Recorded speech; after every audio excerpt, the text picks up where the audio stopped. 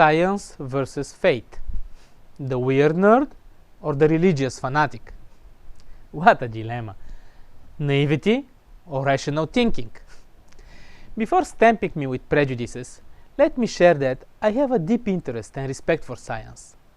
After finishing high school, I enrolled in the nuclear physics program at the University of Sofia.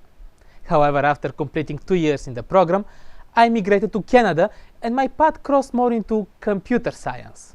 So I ended up as software developer, a programmer. I'm not a scientist, but I'm not a faith fanatic either. Lately there was a certain buzz around some discoveries in the area of physics, claiming to be so amazing and to be so strengthening the belief that we don't really need God in order to explain our world. Some even claimed to be proving that God doesn't exist. The alleged discovery of the Higgs boson, for example, the theory of empty space having weight and energy. Let me show you a short video, an extract of interview on CNN. Cosmologist Lawrence Krauss joins me now from London. He is the author of A Universe from Nothing. Lawrence, good morning. Nice to have you back on the program this morning. It's always good to be back. Let's talk about this whole idea of nothing. Explain your book, if you will, first of all. I mean, you say the universe was created without the hand of God, and that science can explain why everything exists. So explain that. Well, let me make it clear. I say it's plausible that it was created without God. I think that's what's worth celebrating, is the fact that we can see some plausible steps. We don't know all the answers, and I don't claim we know all the answers, but even the fact that the laws of nature themselves could have created everything we see, all 100 billion galaxies, each containing 100 billion stars, from nothing, is absolutely remarkable. And the discoveries that have made that possible, that idea possible, are worth celebrating. The point is that we've kind of realized after 100 years of studying the universe that the total energy of the universe could be precisely zero. And if you were going to create a universe from nothing, that's probably a good first step. The laws of quantum mechanics tell us that empty space is a boiling, bubbling brew of virtual particles that pop in and out of existence in a timescale so short you can't see them. Strange things can happen. And in fact, it's possible, without any supernatural shenanigans, for matter and particles to be created from nothing. It's even possible that space and time themselves popped into existence from nothing. It's allowed by the laws of physics. And that is so remarkable that we shouldn't feel it's a threat. We should celebrate this new discovered knowledge. I will not go into the details of his claims or his book. There is an interesting review of the book in New York Times by David Albert, a professor of philosophy at Columbia and the author of Quantum Mechanics and Experience. Just search the web for Universe from Nothing review or New York Times review and you'll find it.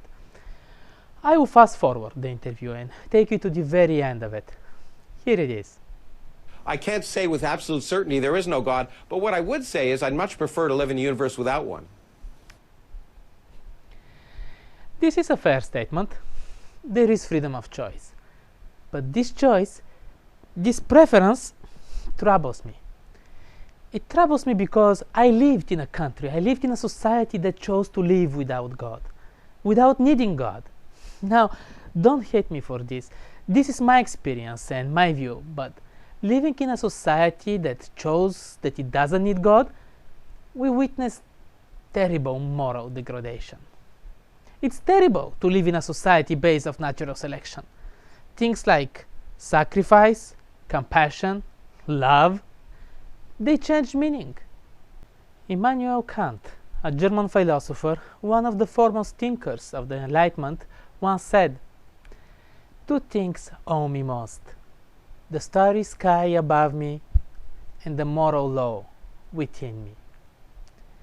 I love science. I'm intrigued by physics. But I have a problem with some scientists' thinking. Narrow specialization allows them to dig deeper in some areas and resolve complicated issues, which is great.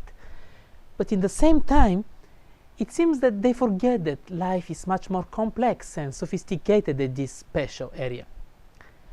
One of my challenges as a parent is to deal with my kids' I know it all behavior. They know everything. Have you experienced that? Is this only with my kids? Blaise Pascal, a French mathematician, physicist, inventor, and philosopher, once said, Atheism shows strength of mind, but only to a certain degree.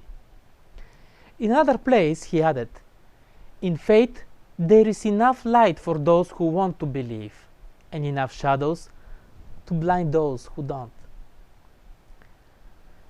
Sir Isaac Newton was an English physicist, mathematician, astronomer, philosopher, and theologian who has been considered by many to be the greatest and most influential scientist who ever lived. Despite his greatness, wisdom, and intellect, he said that he felt like a child on the seashore, gathering pebbles from the vast ocean of knowledge.